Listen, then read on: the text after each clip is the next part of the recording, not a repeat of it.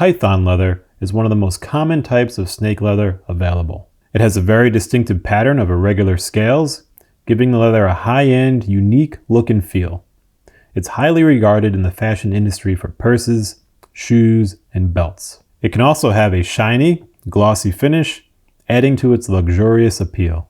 Let's take a brief look into the history. The use of python leather dates back to ancient cultures of Egypt, Greece, and Rome. It was primarily used for clothing, jewelry, and accessories. Snakes were also symbolic in ancient mythology, and their skins were associated with power, prestige, and luxury. And although it wasn't as available as other leathers like cowhide, python leather was used across different cultures throughout the Middle Ages.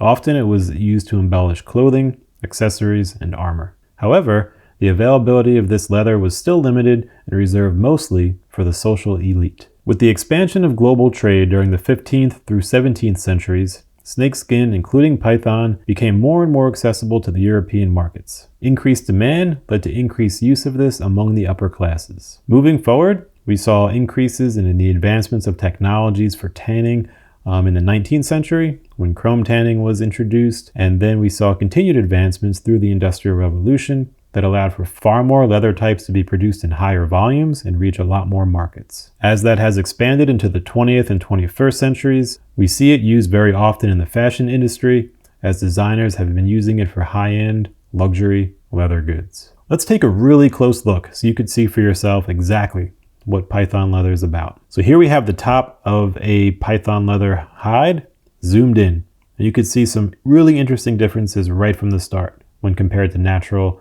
cowhide leathers. In cowhide, we typically have a grain texture, whereas in this python leather, we have a very prominent scale texture. They're almost these little oval nodules that are overlapping with very different colors as well. And so it presents a really unique, durable, strong, and scratch-resistant surface layer that is very different than other leathers out there. Looking at the bottom, we see what's generally typical on the bottom or the flesh side of a hide, and they're going to be fibers that are a little more open, a little more exposed, and almost a little bit fuzzy in texture. And this is what we see here. One interesting difference is that it's a relatively tighter, shallower, and kind of smoother texture than would find in a cowhide, where they're going to be larger grains, more open. It's almost going to be pillowy and fuzzy. Here, even though it's smoother and a little softer, it's still relatively tight, and you have a very smooth texture below those exposed fibers. Looking at the section view, this is interesting because we could see the scale pattern is really noticeable on the outside. But when we look here, it's a relatively thin layer compared to the rest of that hide, which is amazing because it gives a lot of durability and a lot of strength, yet it's only that small part. And then as we work down further into the hide, we see the fibers opening up and that cellular structure kind of getting a little bigger and continuing that way through to the bottom of the hide. What's also unique here though, is that if we're looking at a more common leather like a cowhide leather, those fibers are going to get a little more open a little sooner. And even towards the middle of that hide, we're going to start to see a pretty big difference. What's interesting is that in the python hide, while we're seeing that open up, it's still pretty dense. And so you get a more consistent fiber structure throughout this hide, which also relates well to its strength and durability. For the production process, tanning python leather is similar to other leathers.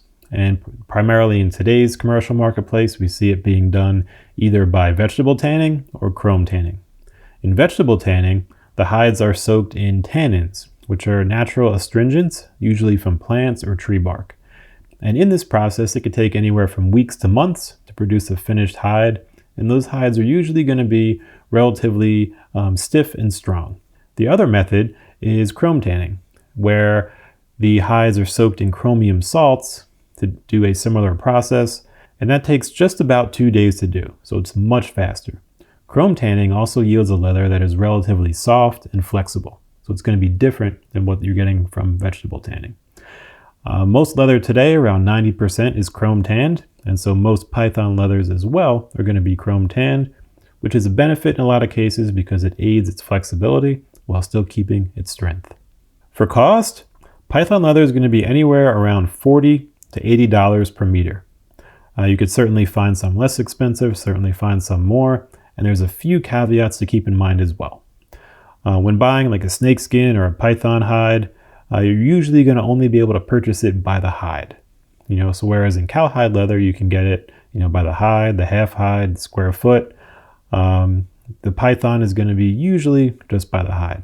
So for example, a 2.5 meter python skin, can be around $100. A high quality 3 meter Burmese python skin, maybe around $250. And so the key variables are going to be essentially the quality of that hide, the type that it is, the quality of the tanning process used by the tannery, and then how that hide ultimately looks and feels. If there are any blemishes or cuts or marks, or if it's a relatively pristine hide throughout. So there's going to be a lot of variability in that. So just keep that in mind as you're looking, because those are going to be some of the key factors. Additionally, some hides are very wide, some are very narrow. So keep all that in mind, is that there's really not going to be one exact price structure. It's going to vary a lot. A few pros of python leather. Some of the pros included is really stylish. It has a very distinct look. It's instantly recognizable. So if you use this in something, that's going to really create a pop for that finished product. It's also really flexible.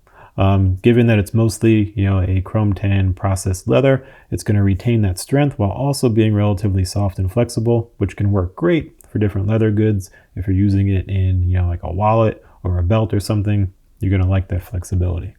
Some of the cons are that it is a more expensive leather. It is considered an exotic, and because of that, prices are usually going to be a little bit higher. And so depending on what you want to do with it, you're going to have to factor that consideration into it as well. And also, the hides can be small, comparatively to something like a cowhide. These are going to be much narrower, maybe, shorter as well. And so you're going to have to factor in hide size along with your intended finished product to make sure that it's going to fit what you want it to do. Let's look at a few good uses. We talked about a couple, and we'll start with those. We've got belts, boots. It also works really well for clothing, shoes, handbags, wallets. You could use it for slippers or jewelry, accessories. And another thing to be considered is using it as an accent material. Say you've got a leather bag and you want to put a unique piece in it. You could use a piece of python leather, with the rest maybe being vegetable tanned. So there's a lot of ways you can approach it, and it's pretty much something that you can either use as a main piece or an accent in most leather goods. Here are a few tips for working with python leather. So it is a relatively unique material in that there are scales on the top. So when you're going to work with it and cut with it, make sure if you're laying out your patterns that your cut lines are going to be, either parallel or perpendicular to those scales. Unless you're trying to go for an angled view, then make sure you line them up. The key is make sure you take the scale orientation into account in your design, because it's going to be a pretty influential visual factor.